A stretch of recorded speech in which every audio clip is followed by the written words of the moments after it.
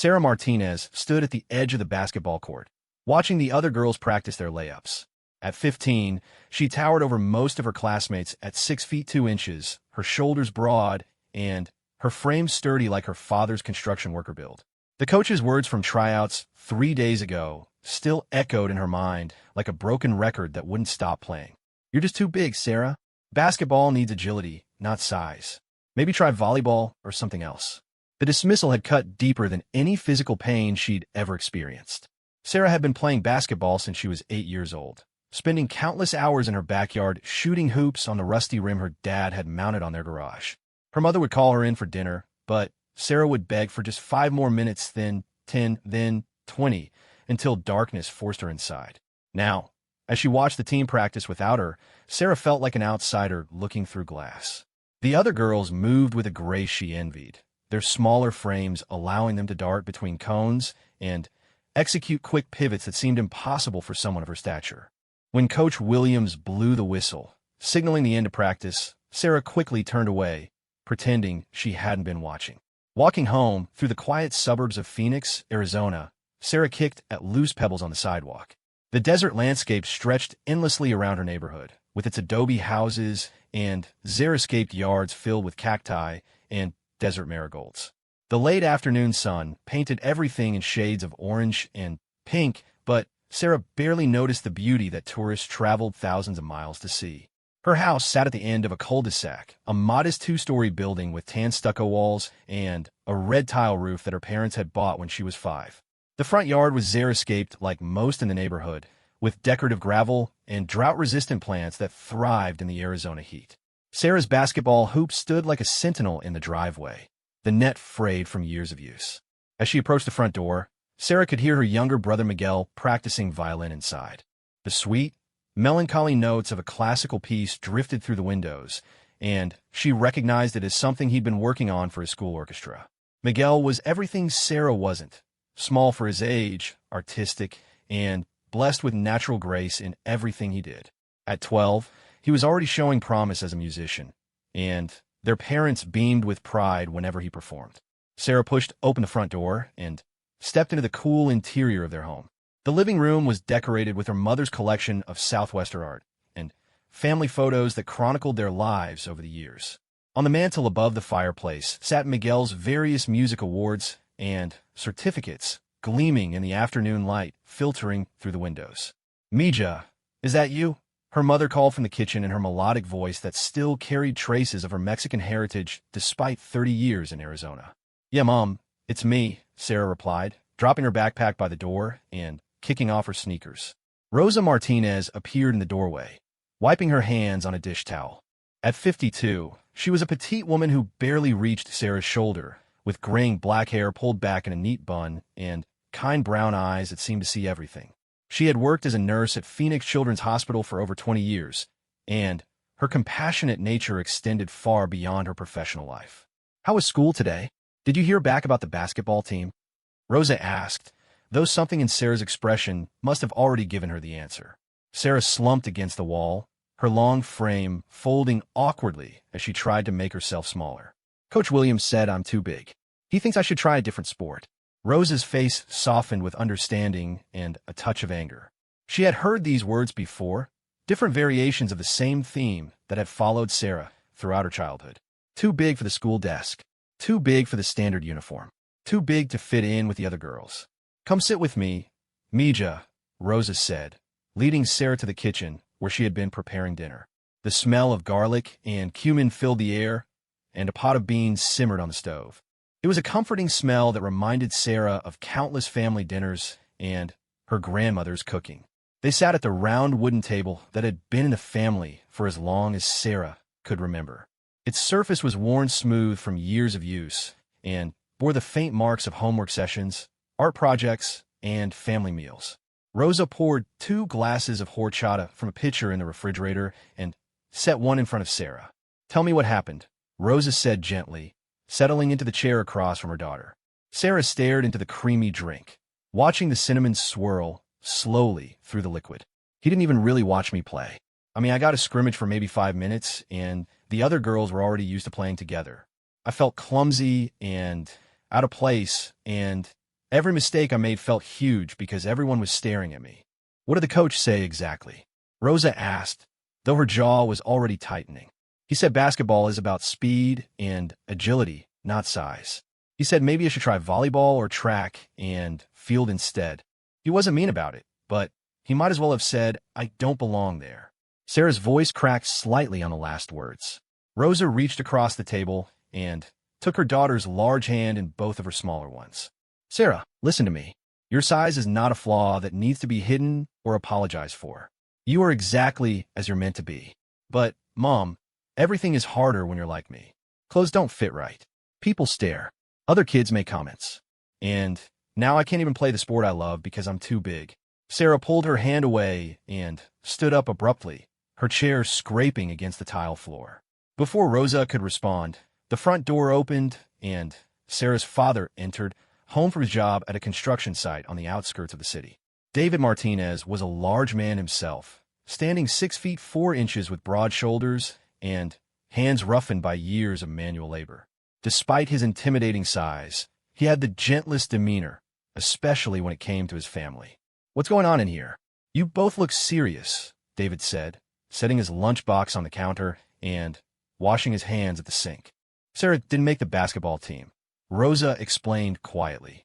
David dried his hands and turned to face his daughter, his expression growing serious. What happened? The coach said I'm too big, Sarah repeated, the words tasting bitter in her mouth. David was quiet for a long moment, and Sarah could see him processing this information. She knew her father understood what it meant to be judged by size. He had faced his own challenges growing up as the largest kid in his class, often assumed to be aggressive or slow-witted simply because of his physical presence. Did he give you a fair chance to show what you can do? David asked finally. Not really.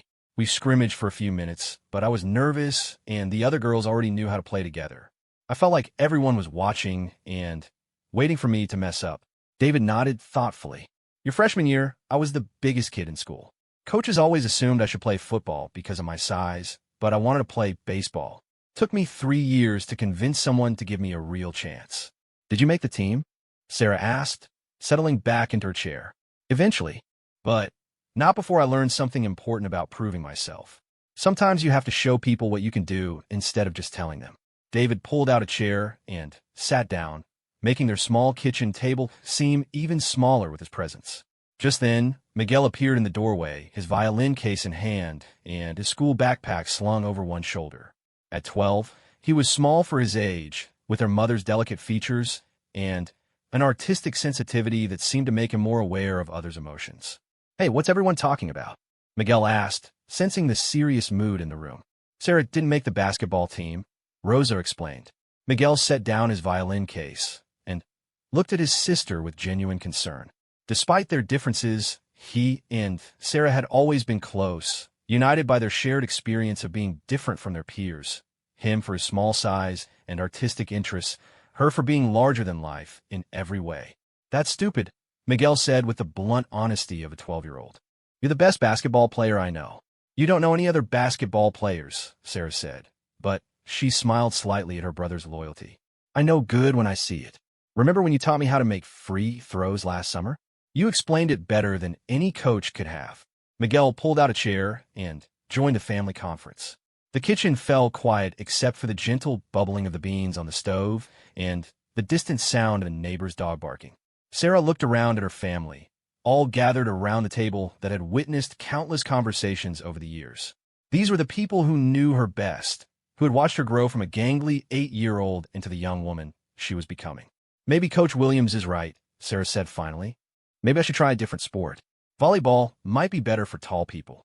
Don't you dare give up on something you love because one person can't see your potential, David said firmly. Your height isn't a disadvantage in basketball. It's an asset if you know how to use it right. But I don't know how to use it right. I feel clumsy and awkward out there. The other girls are so quick and graceful, and I'm like this giant stumbling around. Rosa stood up and moved to the stove, stirring the beans thoughtfully. You know, when I was studying to become a nurse, one of my instructors told me I was too emotional to work in pediatrics. She said I would get too attached to the patients, and it would interfere with my judgment. Sarah had never heard this story before.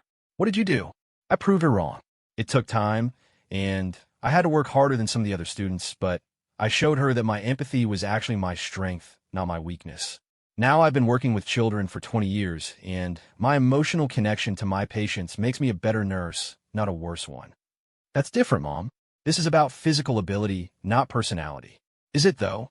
David asked. Or is it about someone making assumptions based on appearance instead of giving you a chance to show what you can do? Miguel, who had been listening quietly, suddenly spoke up. Remember when I wanted to join the soccer team last year? But Coach Peterson said I was too small? You told me not to give up. Sarah remembered. Miguel had been devastated when the soccer coach dismissed him without even seeing him play, assuming that his slight build would be a liability on the field. Their parents had encouraged him to keep practicing and try again the following season. That's different too, Sarah protested.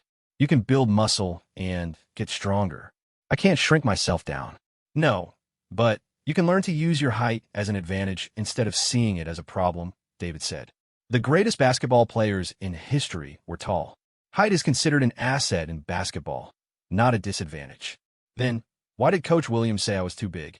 Maybe because he's used to coaching a certain style of play, or maybe he's never had a player your size before, Rosa suggested. That doesn't mean you're not cut out for basketball. It might mean he's not the right coach for you. Sarah mulled this over while her mother continued preparing dinner. The kitchen filled with the sounds and smells of home. The sizzle of onions and hot oil, the rhythmic chopping of vegetables, the comfortable bustle of a family coming together at the end of the day. What if I'm never good enough? Sarah asked quietly. What if I practice and train and try out again next year, and the same thing happens? Then, at least you'll know you gave it everything you had, David said. But I don't think that's going to happen. I think you've got more potential than you realize, and you just need to find the right way to develop it. How am I supposed to do that if no coach will give me a chance? Rosa turned from the stove, a wooden spoon in her hand. Who says you need a coach to start with? Your father, and I can help you practice. Miguel can rebound for you. You can work on your skills on your own until you're ready to prove yourself. Mom, you don't know anything about basketball, Sarah said, but not unkindly. No, but I know about perseverance. And your father played in high school. Between the three of us, I think we can help you improve. David nodded enthusiastically. We can start this weekend. I'll work with you on footwork and positioning. Rosa can help you with conditioning and mental preparation. Trust me, dealing with sick children all day requires serious mental toughness. Miguel raised his hand like he was in class. I can help too. I may not be athletic, but I'm good at analyzing things. I can watch you play and point out patterns or areas for improvement. Sarah looked around at her family, all eager to help her pursue her dream despite the setback she had just faced. For the first time since tryouts, she felt a small spark of hope rekindling in her chest. Okay, she said slowly, but I don't want to just practice the same way I always have. If I'm going to do this, I want to really understand how to play to my strengths instead of apologizing for them. That's my girl, David said with a proud smile. We'll figure out how to turn your size into your secret weapon. As the family finished preparing dinner together, Sarah began to feel something she hadn't experienced since the rejection at tryouts, a sense of possibility. Maybe Coach Williams was wrong. Maybe being big wasn't a disadvantage to overcome, but an advantage to embrace. After dinner, as the sun set over the desert landscape outside their windows, Sarah found herself standing in the driveway with a basketball in her hands. The familiar weight of the ball felt comforting, and she took a few practice shots at the hoop that had been her constant companion for so many years. Miguel joined her, chasing down rebounds and feeding her the ball for another shot. You know what I think? He said as he passed the ball back to her. What's that? I think Coach Williams made a mistake, and I think you're going to make him realize it. Sarah smiled as she lined up another shot. Maybe her brother was right. Maybe this rejection was just the beginning of her Real journey, not the end of it. As the ball swished through the net, she felt a familiar surge of joy that reminded her why she loved this sport in the first place. Tomorrow, she would start training in earnest. Tomorrow, she would begin the process of proving that being too big was never the real problem. The problem was thinking too small about what was possible. 3 months had passed since Coach Williams had told Sarah she was too big for basketball, and the Arizona winter had arrived with its deceptively mild temperatures and crystalline blue skies. Every morning before school and every evening after homework, Sarah could be found in her driveway, working on the fundamentals of basketball with a determination that impressed even her father. David had researched training techniques online and borrowed books from the library about basketball coaching. He learned about post moves, footwork drills, and how tall players could use their height effectively. Most importantly, he studied the games of successful tall female players, watching old recordings of stars like Lisa Leslie and Rebecca Lobo to understand how they had turned their size into an advantage. Remember, low post position is about establishing your space, not just being tall. David instructed as Sarah practiced her positioning near the basket. Feel where the defender is and use your body to maintain your spot. Sarah had grown more confident in her movements over the past months. The awkward stumbling that had plagued her during tryouts was gradually being replaced by purposeful, controlled motion. She was learning to embrace her height instead of apologizing for it, moving with the powerful grace of someone who belonged on the court. Rosa had taken charge of Sarah's conditioning program, drawing on her medical knowledge to create a workout routine that would build both physical and mental stamina. Every Tuesday and Thursday evening, mother and daughter would go for runs through their neighborhood, past the desert landscape that stretched toward the mountains on the horizon. Nursing taught me that half of any challenge is mental preparation, Rosa would say as they jogged past houses glowing with warm light in the evening dusk. Your body can do more than your mind thinks it can, but you have to train your mind to believe it first. These runs had become special bonding time for Sarah and her mother. Rosa would share stories from her work at the hospital, talking about young patients who had overcome incredible challenges through determination and family support. Sarah began to understand that her basketball dreams were part of a larger pattern of not giving up when faced with obstacles. Miguel had appointed himself as Sarah's personal statistician and video analyst. Using his father's old digital camera, he filmed Sarah's practice sessions and created detailed notes about her progress. His artistic eye helped him spot subtle improvements in her form that others might have missed. Your release is getting more consistent, Miguel observed one evening as he reviewed footage on his laptop. And look at this comparison from 2 months ago. Your footwork is way smoother now. The improvement was undeniable, but Sarah still felt a hollow ache when she watched the school team play their games. She attended every home game, sitting in the bleachers with a mixture of longing and frustration as she watched plays unfold that she knew she could have executed better than some of the players on the court. The worst part was seeing Jessica Chan, a girl from her biology class who had made the team despite being only average at best. Jessica was quick and had good court vision, but she struggled with rebounds and had no presence near the basket. Sarah couldn't help but imagine how much better the team could be with her own height and improved skills filling that gap. It's torture watching them play, Sarah confided to her best friend, Maya Rodriguez, one Friday evening as they walked home from a game. Maya was one of the few people who had never made Sarah feel self-conscious about her height, perhaps because Maya herself was dealing with her own challenges as one of the few Latina students in their advanced placement classes. Have you thought about talking to Coach Williams again? Maya suggested. Maybe showing him some video of your improvement? He made it pretty clear that he wasn't interested. Besides, the season is already halfway over. Even if he changed his mind, I'd just be sitting on the bench watching other people play. So what's your plan? Are you going to try out again next year? Sarah kicked at a loose stone on the sidewalk. I don't know. Sometimes I think I should just accept that basketball isn't going to happen for me and focus on something else. Like what? My parents keep suggesting volleyball. Coach Martinez says they could use tall players, and it might be easier than fighting to prove myself in basketball. Maya stopped walking and turned to face her friend. Sarah Martinez, that doesn't sound like you at all. Since when do you take the easy path? Since I got tired of being rejected for things I can't change about myself. But you have been changing things about yourself. You've been training harder than anyone I know. Your whole family has been helping you improve.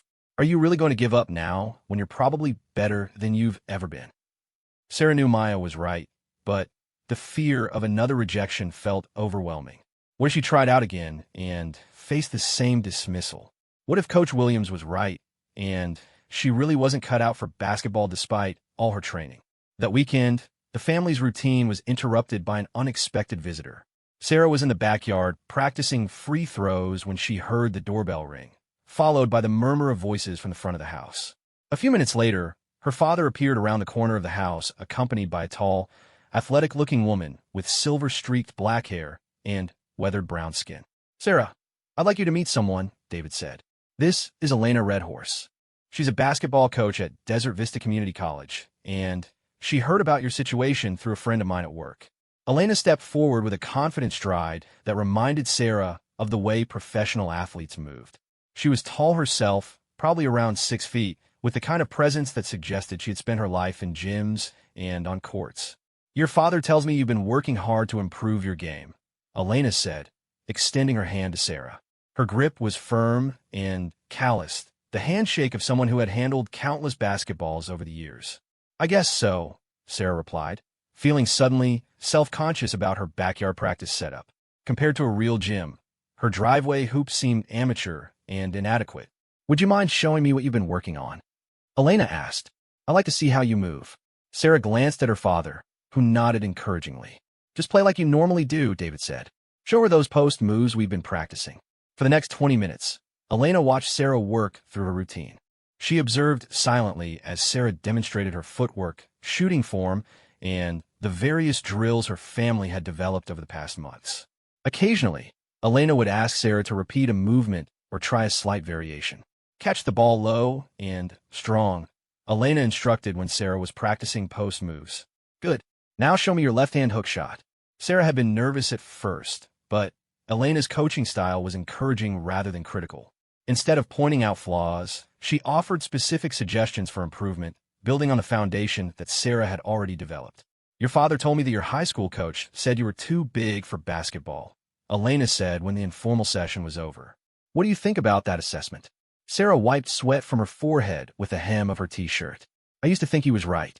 I felt clumsy and out of place when I tried out. But after training for these past few months, I'm starting to think maybe I just didn't know how to use my size effectively. That's a mature perspective, Elena said. Height can be intimidating to coaches who haven't worked with tall players before, especially at the high school level, where most coaches are volunteers without extensive training in developing different body types. So you don't think I'm too big? Elena laughed, a warm sound that put Sarah at ease. Honey, I've coached players who are 6'8" and absolutely dominant on the court. Size isn't the problem, it's how you use it that matters. They moved into the house where Rosa had prepared fresh lemonade and homemade cookies.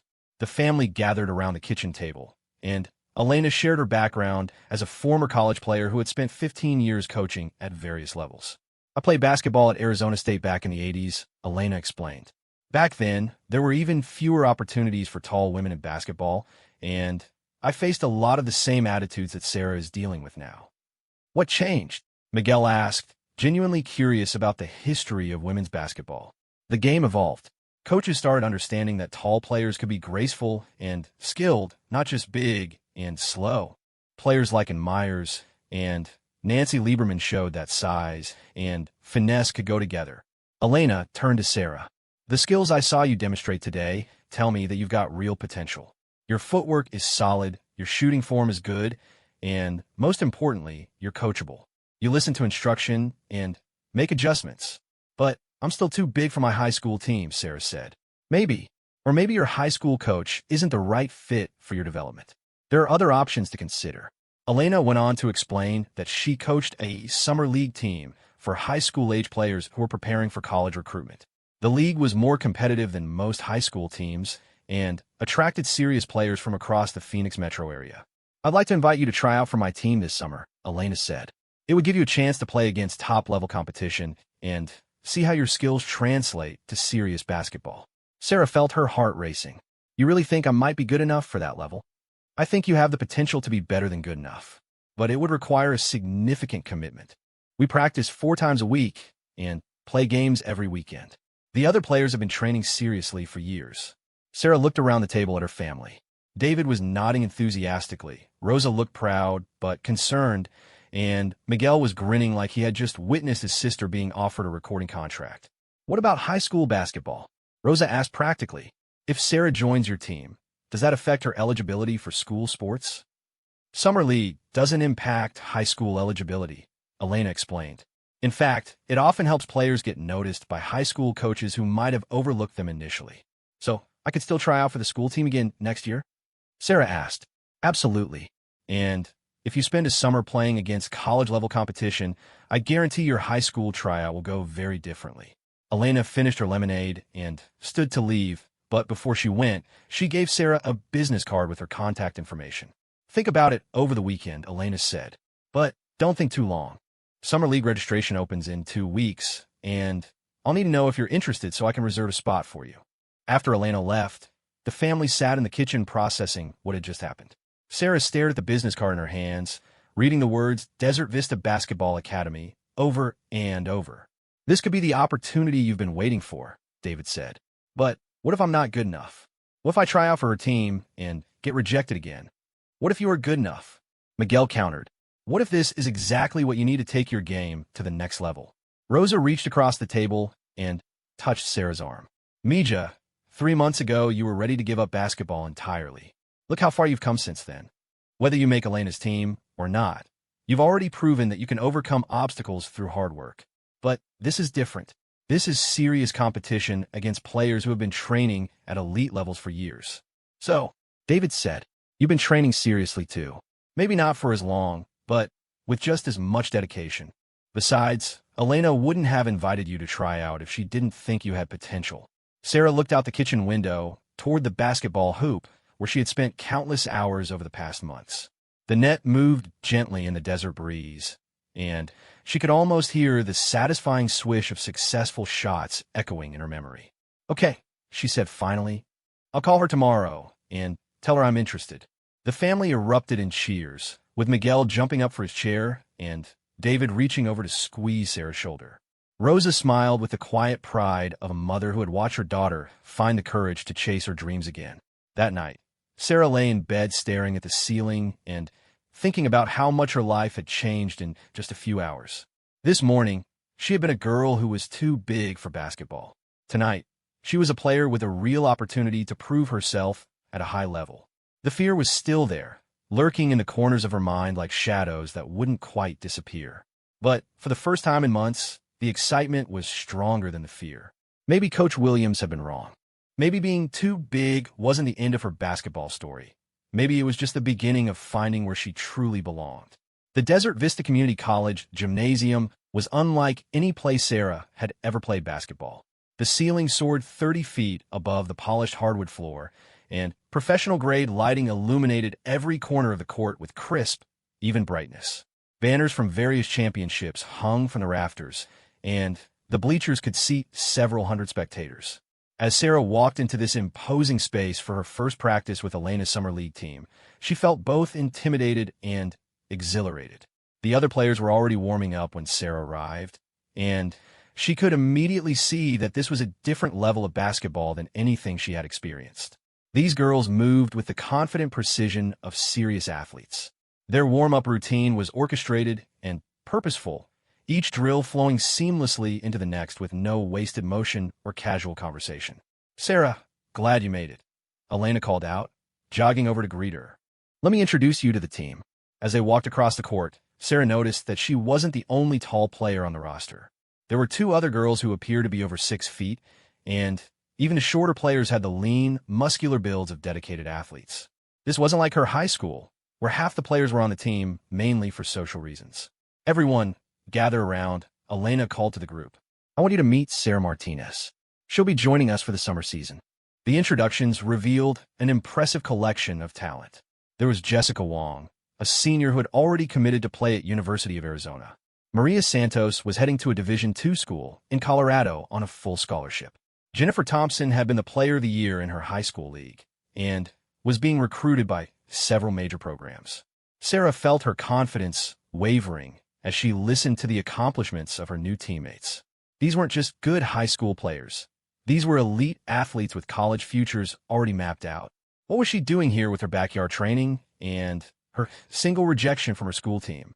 "Don't let their resumes intimidate you," said a voice beside her.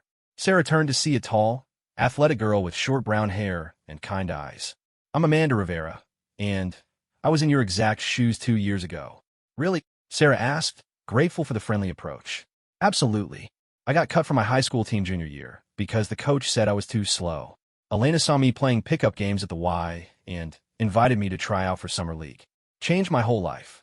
Before Sarah could ask more questions, Elena was calling the team to begin practice. The next 2 hours were the most intense basketball training Sarah had ever experienced. Elena ran them through drills that challenged every aspect of their game: ball handling, shooting, defensive positioning, conditioning, and mental toughness. Basketball at this level is about making smart decisions under pressure, Elena explained as she demonstrated a complex defensive rotation. Your body can execute what your mind understands, but you have to train both together. Sarah struggled initially with the pace and complexity of the drills. Her teammates seemed to anticipate each other's movements in ways that spoke to years of playing together and extensive training. When Elena called for a full-court scrimmage, Sarah found herself matched up against Jennifer Thompson, the high school player of the year. The first few possessions were humbling. Jennifer used her speed and court awareness to score twice before Sarah even fully understood the play being run. But as the scrimmage continued, Sarah began to adapt. Her height allowed her to alter shots and grab rebounds that shorter players couldn't reach, and the training she had done with her father started to pay off. "Good position, Sarah," Elena called out when Sarah successfully defended a post move.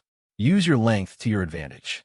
Midway through the scrimmage, Sarah found herself with the ball in the low post, Jennifer defending behind her.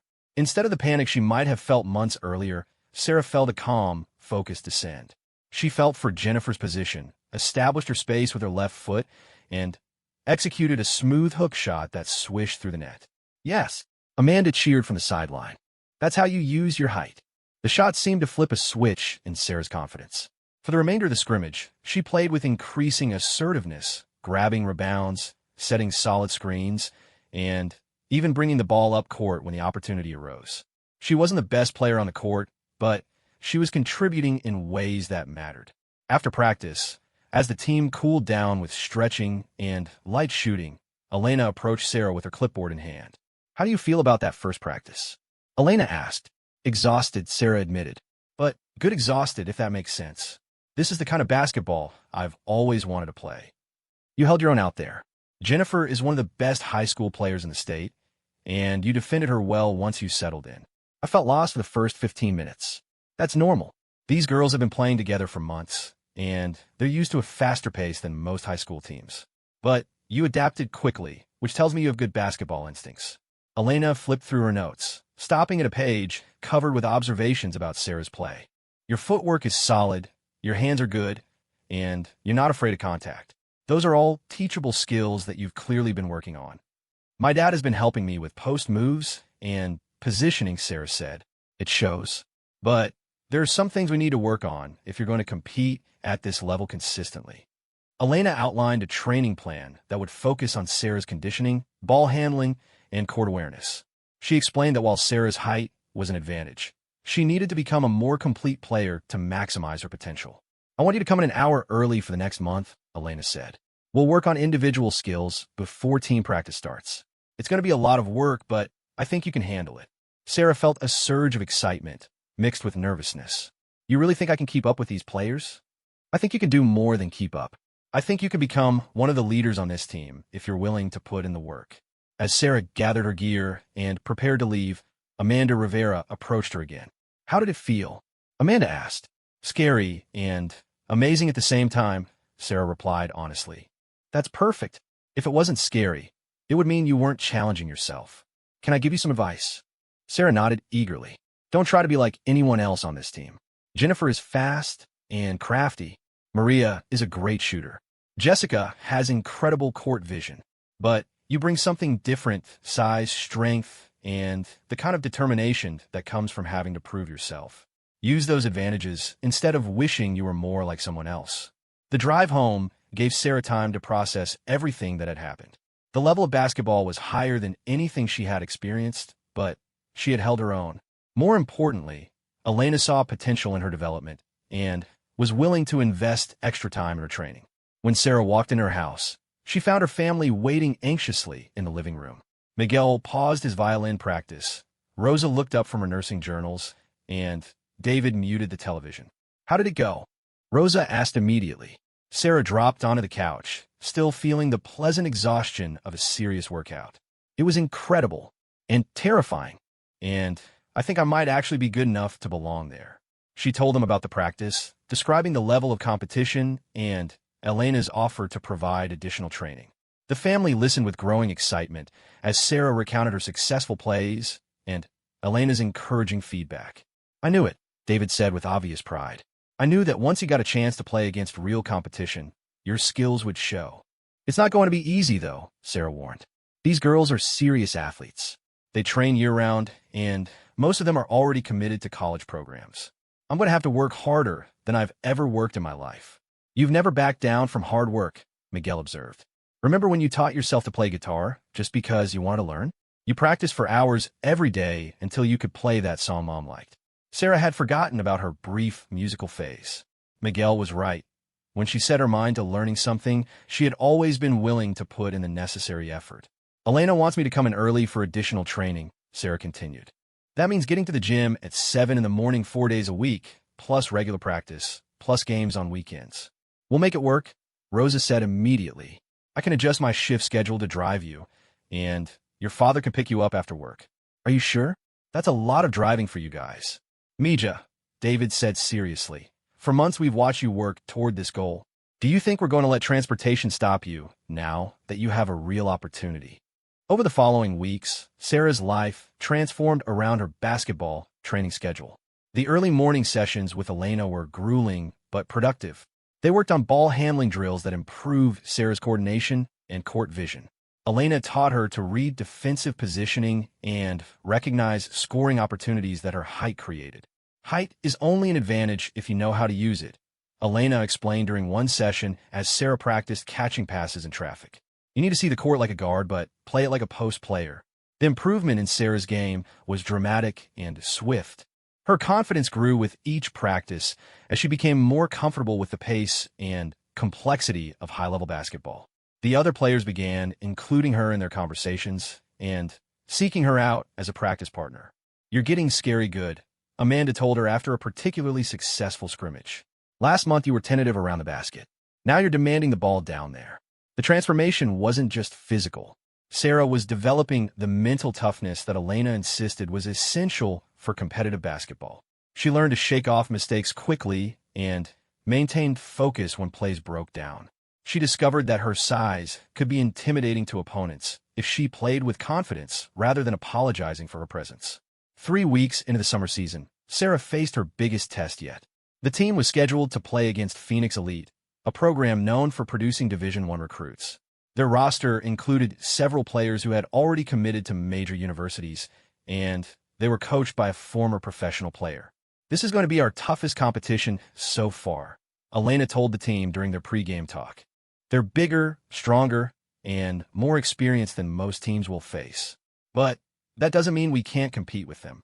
Elena's eyes found Sarah in the huddle. Sarah, their center, is 6'4" and headed to Stanford.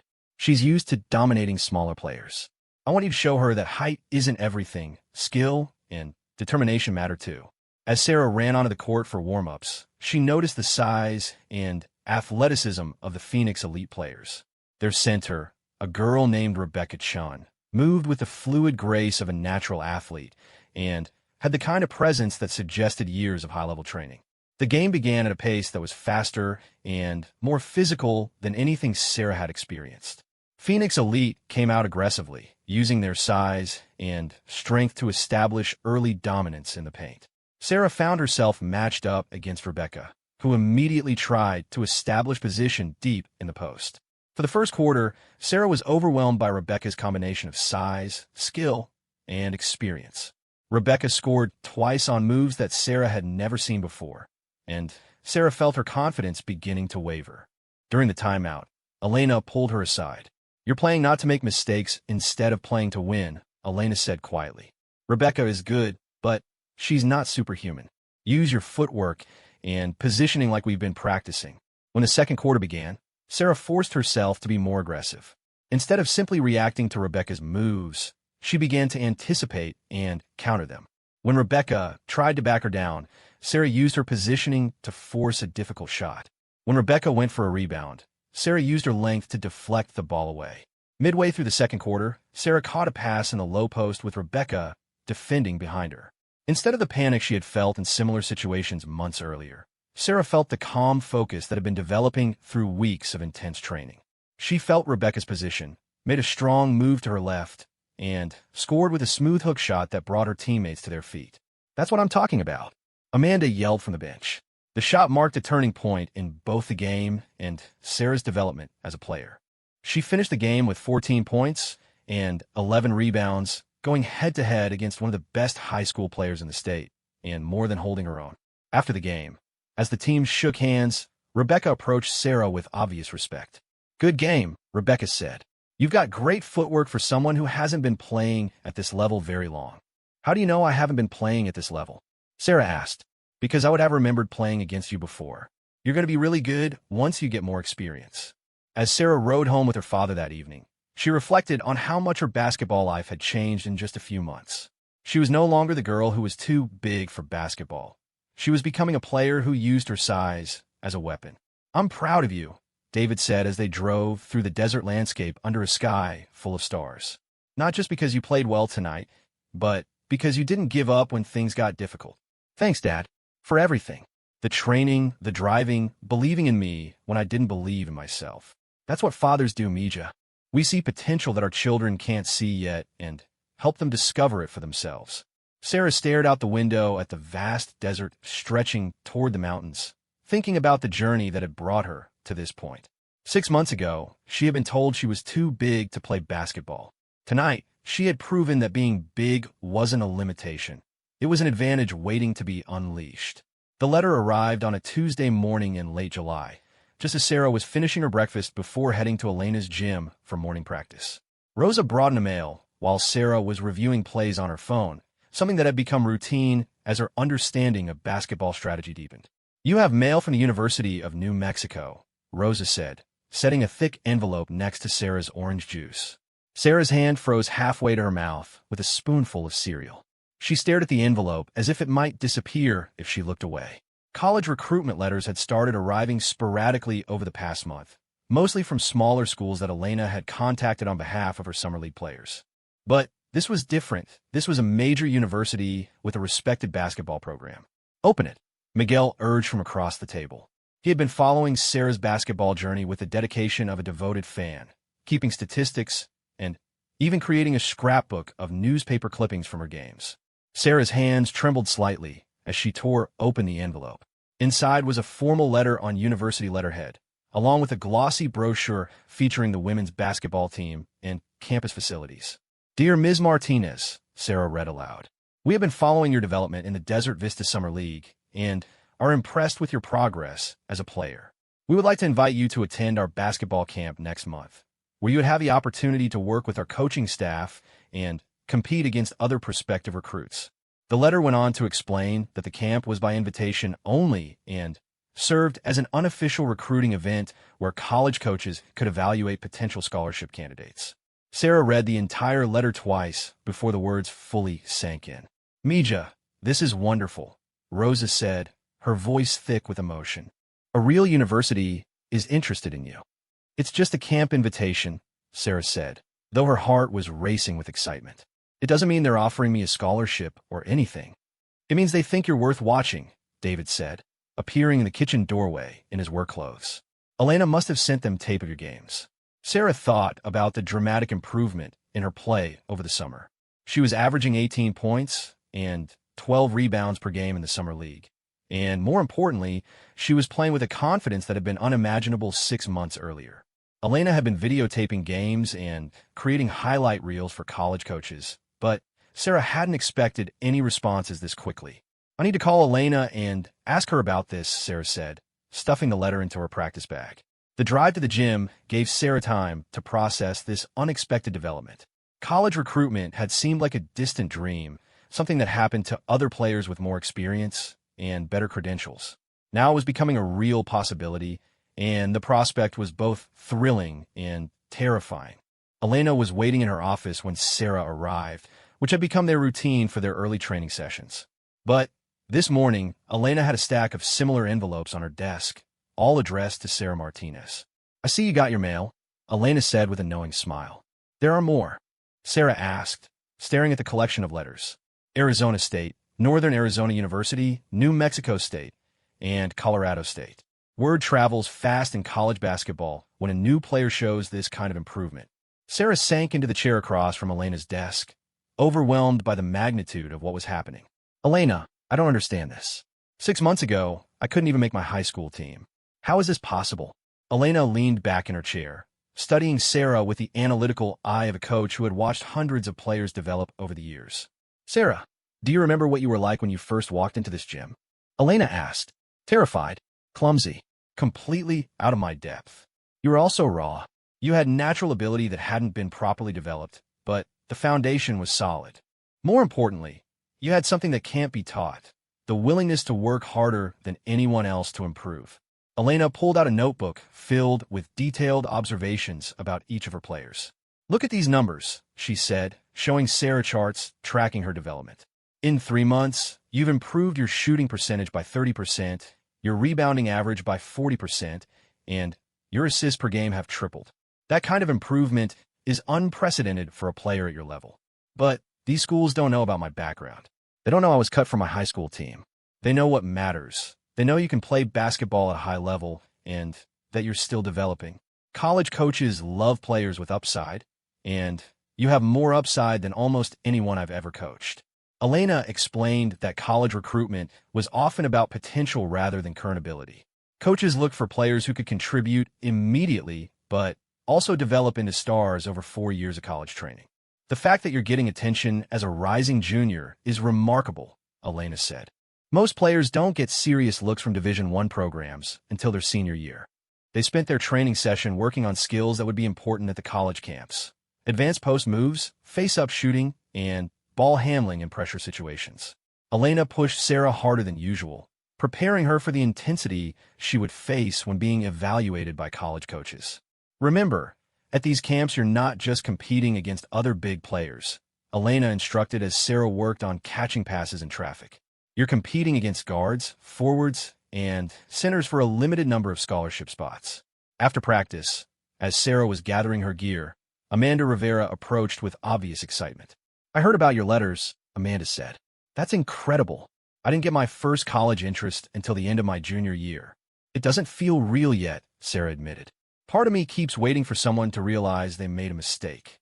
Sarah, you need to understand something, Amanda said seriously. You've earned this. Nobody gave you these opportunities because they felt sorry for you or because Elena pulled strings. You earned them by outplaying girls who have been training at elite levels for years.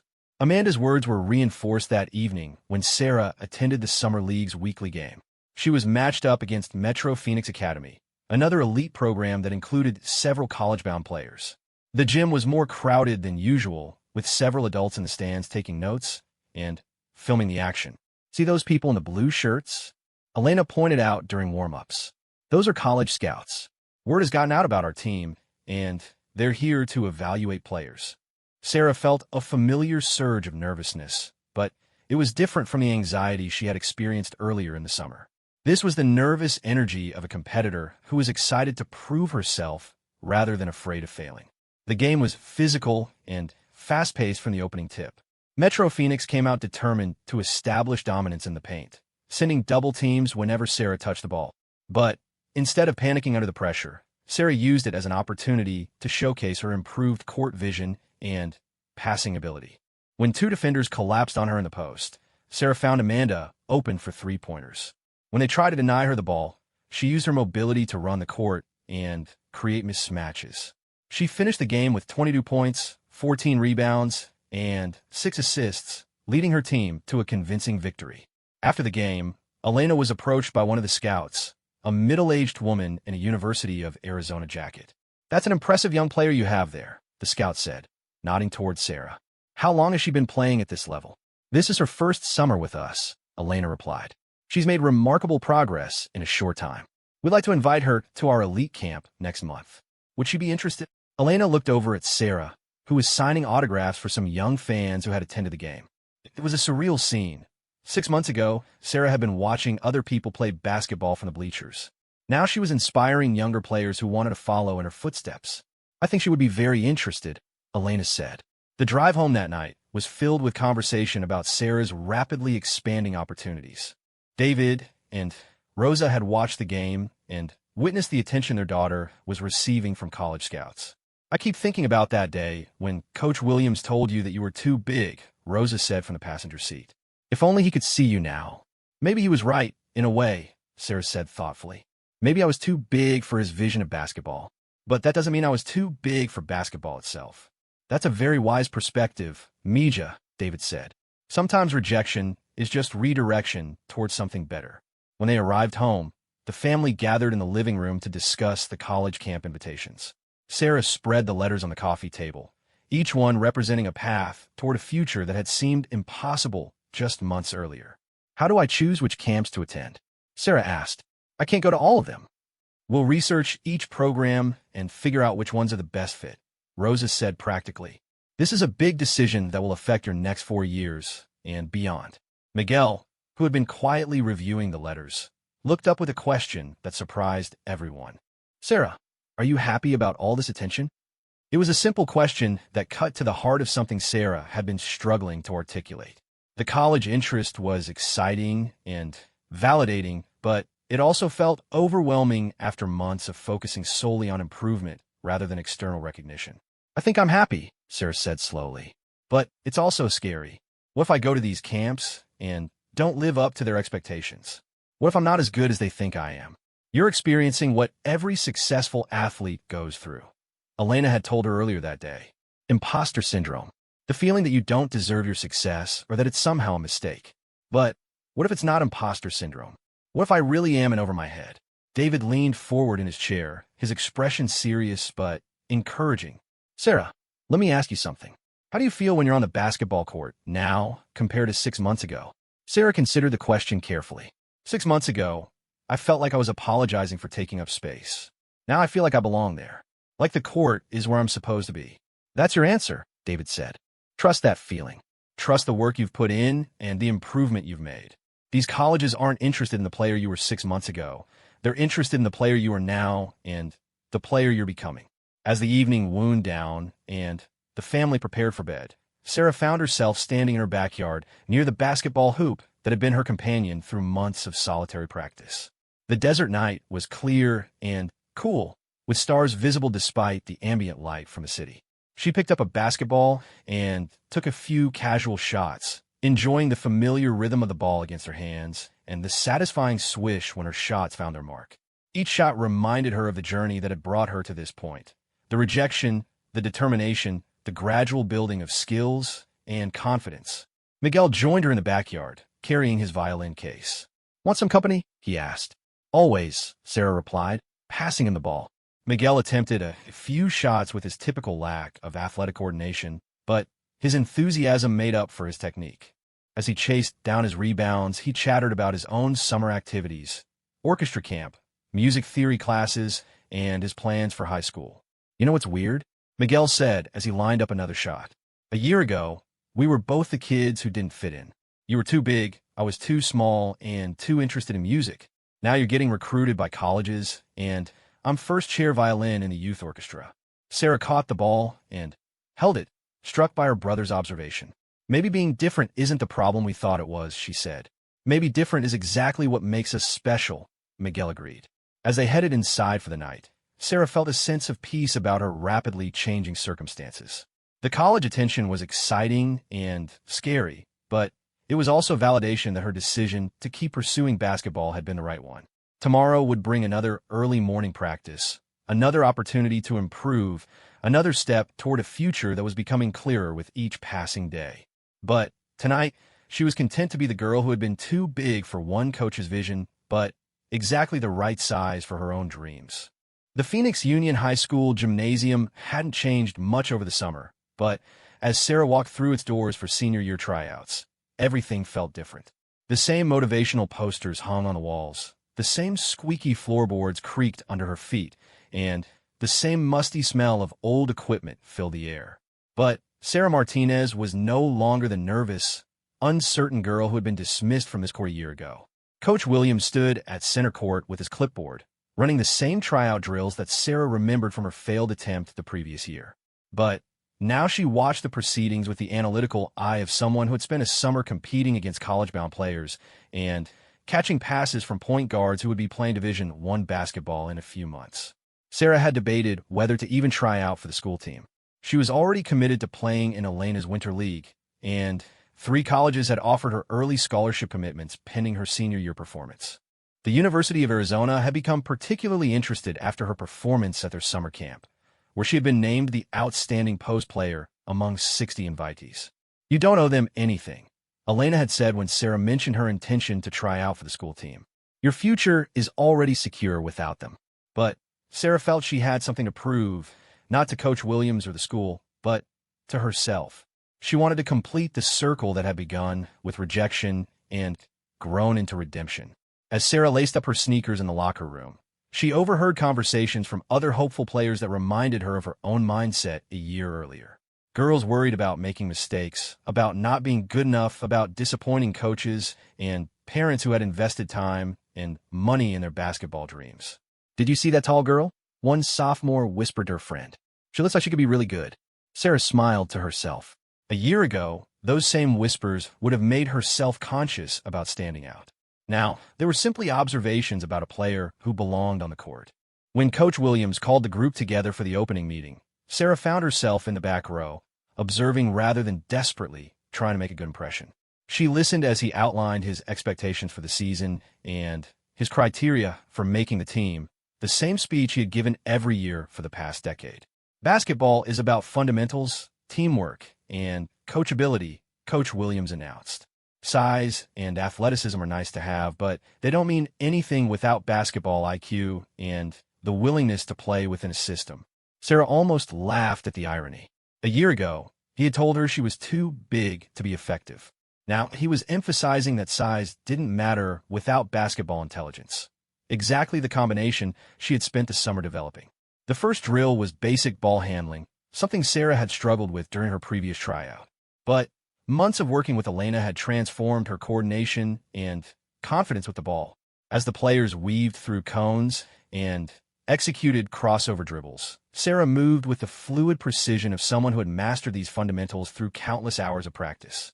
"Nice control," Martinez, Coach Williams called out, and Sarah could hear the surprise in his voice. He clearly remembered her as the awkward girl who had fumbled easy passes 12 months earlier. The transformation became more apparent as the tryouts progressed. In the scrimmage portion, Sarah dominated in ways that left no doubt about her abilities. She scored at will in the post, grabbed rebounds over multiple defenders, and even brought the ball up court when the opportunity arose. More importantly, she played with a calm confidence that elevated her teammates' performance. "Sarah, can you stay after practice for a few minutes?" Coach Williams asked as the session ended. Sarah nodded, curious about what he wanted to discuss. As the other players filed out of the gym, chattering about their performance and chances of making the team, Sarah remained on the court with the coach who had once told her she didn't belong there. "I owe you an apology," Coach Williams said without preamble. "I made a mistake last year when I said you were too big for basketball. I was wrong, and I'm sorry." Sarah had imagined this moment many times over the past year, but now that it was happening, she felt more curiosity than vindication. "What made you change your mind?" she asked. "Honestly, watching you play today was like watching a different player entirely. Your fundamentals are solid, your court awareness is excellent, and you play with confidence instead of apology. Whatever training you've been doing has transformed you as a basketball player." Coach Williams went on to explain that he had heard about Sarah's summer league success through the local basketball community. Word had spread about the girl who had gone from high school reject to college recruit in less than a year. "I'd like to offer you a spot on the team," he said. "Not just a spot. I'd like you to be one of our team captains and a focal point of our offense." Sarah considered the offer carefully. A year ago, this would have been the fulfillment of her deepest dream. Now it felt more like a checkpoint on a longer journey toward bigger goals. "Can I think about it overnight?" Sarah asked. "Of course, but can I ask what's holding you back?" "This is what you wanted last year." Sarah chose her words carefully, wanting to be honest without being dismissive. "Last year, making this team felt like validation that I was good enough to play basketball. Now I know I'm good enough for much more than this level. I need to think about whether high school basketball is the best use of my time when I have other opportunities to develop my game." Coach Williams nodded, though Sarah could see he was disappointed by her lukewarm response to his offer. "I understand. You've outgrown what our program can offer you. But I hope you'll consider that being a leader here could be valuable preparation for college, and that you might inspire other girls who are facing their own challenges. That evening, Sarah discussed the situation with her family over dinner. The kitchen table that had witnessed so many conversations about her basketball journey was once again the setting for an important decision. "It's ironic, isn't it?" Miguel observed. "Last year you would have done anything to make that team. Now you're not sure you want to be on it." "That's growth," Rosa said proudly. "You've developed beyond what that program can offer you." But Coach Williams made a good point about leadership and inspiring others. David, who had been quietly eating while listening to the discussion, finally spoke up. "What does Elena think you should do?" "She thinks I should focus on winter league and college preparation. She says high school basketball would be a step backward at this point in my development." "What do you think?" Rosa asked. Sarah had been wrestling with this question all afternoon. Her practical side agreed with Elena. She had already proven herself at levels far beyond high school basketball, and her college future was secure. But there was another part of her that felt drawn to the symbolic importance of playing for the team that had once rejected her. "I think there might be something important about completing this circle," Sarah said slowly. "Not for Coach Williams or the school, but for me. And maybe for other girls who need to see that rejection doesn't have to be the end of the story."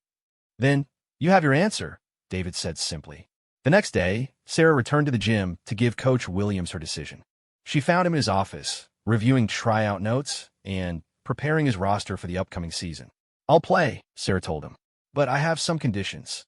Coach Williams looked up from his paperwork, clearly surprised by the idea that a high school student would negotiate conditions for joining the team. "What kind of conditions?" "I'll miss some practices for winter league games with Elena's team. I'll need flexibility for college visits. And I want input on offensive systems that can maximize my skills instead of asking me to fit into a system designed for smaller players." Coach Williams considered these requests, clearly recognizing that he was dealing with a player who had leverage and options. "Those seem reasonable," he said finally.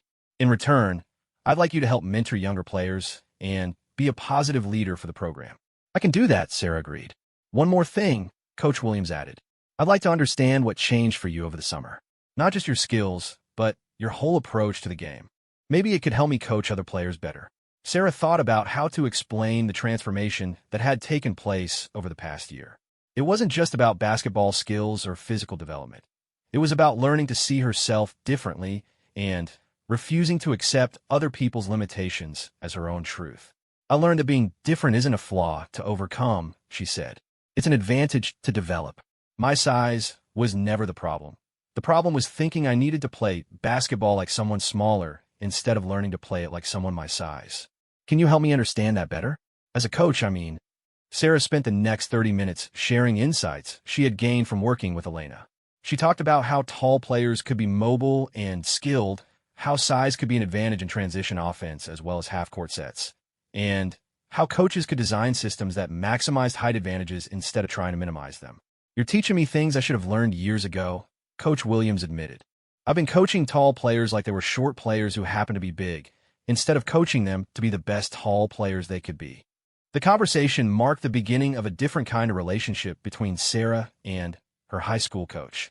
Instead of the traditional dynamic of coach as authority figure and player as subordinate, they developed a partnership based on mutual respect and shared learning. When the season began, Sarah's impact on the team was immediate and dramatic. She averaged 28 points and 15 rebounds per game, leading the team to their best record in over a decade. But more importantly, she became a mentor and inspiration for younger players who face their own challenges. There was Jamie Chun, a freshman who was convinced she was too slow to play competitive basketball. Sarah worked with her on positioning and court awareness, teaching her that basketball intelligence could compensate for foot speed. There was Maria Gonzalez, a junior who had been told by previous coaches that she was too emotional and aggressive to be a good teammate. Sarah helped her channel that intensity into productive leadership and defensive tenacity. Most significantly, there was Rebecca Adams, a sophomore who stood 6 feet tall and was struggling with the same self-consciousness about her size that Sarah had experienced years earlier. "I feel like everyone is staring at me all the time," Rebecca confided to Sarah after practice one day. "They probably are," Sarah replied with a smile. "But not for the reasons you think. They're staring because you're impressive. You take up space on the court in a way that demands attention. That's not something to hide from. it's something to embrace. Sarah spent extra time working with Rebecca on post moves and mental approach, passing on the lessons she had learned from Elena and her own experience. Watching Rebecca's confidence grow throughout the season was almost as rewarding as Sarah's own success.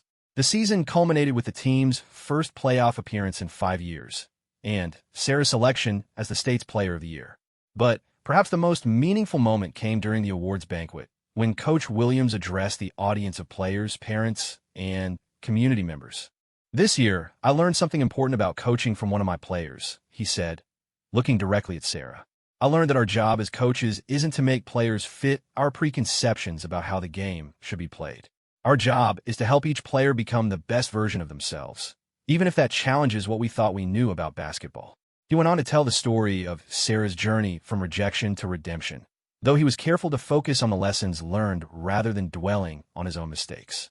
"Sarah Martinez taught me that when we tell players they're too something, too big, too small, too aggressive, too quiet, we're usually revealing our own limitations as coaches rather than theirs as players." After the banquet, as Sarah's family prepared to leave, they were approached by a young girl who appeared to be about 10 years old. She was tall for her age and carried herself with the uncertain posture of someone still growing into her height. "Excuse me," the girl said shyly. "Are you Sarah Martinez?" "I am," Sarah replied, kneeling down to the girl's eye level. "My coach says I'm too big for basketball too. But my mom said you were told the same thing, and you didn't give up. Is that true?" Sarah looked into the girl's hopeful eyes and saw herself from 4 years earlier, uncertain, discouraged, but still harboring dreams that felt too big for the space she was allowed to occupy. "It's true," Sarah said. "And do you know what I learned? There's no such thing as too big for basketball. There's only finding the right coach who knows how to help you use your size as a superpower." The girl's face lit up with possibility, and Sarah felt a deep satisfaction that had nothing to do with her own achievements. This was why she had chosen to play high school basketball despite having better options. This was why completing the circle had been important. As the Martinez family drove home through the quiet desert streets, Sarah reflected on the journey that had brought her to this moment. In just over a year, she had gone from being the girl who was too big for basketball to being a player with Division I scholarship offers and the platform to inspire others facing similar challenges. "Are you proud of how everything turned out?" Rosa asked from the passenger seat. Sarah considered the question as they passed the familiar landmarks of their neighborhood. The xeriscaped yards, the distant mountains silhouetted against the star-filled sky, the community that had witnessed her transformation from rejected hopeful to accomplished athlete. "I'm proud," she said finally, "not just of the basketball success, but of learning that rejection doesn't have to define you. It can redirect you towards something better if you're willing to do the work to get there." "And now?" Miguel asked. "What comes next?" Sarah smiled as they pulled into their driveway, past the basketball hoop that had been her faithful companion through countless hours of practice and dreams. "Now I get to find out what happens when someone who was once too big for basketball gets to play at the highest level," she said. "I have a feeling the Apache warrior Elena always said was inside me is just getting started." As the family headed inside, Sarah paused for one last look at her backyard basketball court. Tomorrow she would begin preparing for her college career at the University of Arizona, where her size would be seen not as a limitation to overcome, but as a gift to be maximized. The girl who had been too big had finally found her rightful place, not by becoming smaller, but by growing into the space she was always meant to fill.